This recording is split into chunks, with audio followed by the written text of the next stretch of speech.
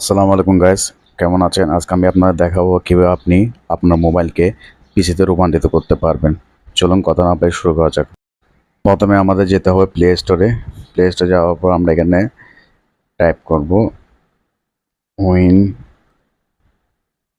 Win 7 সিমু। এই অ্যাপসটি আমরা ইনস্টল করে নেব।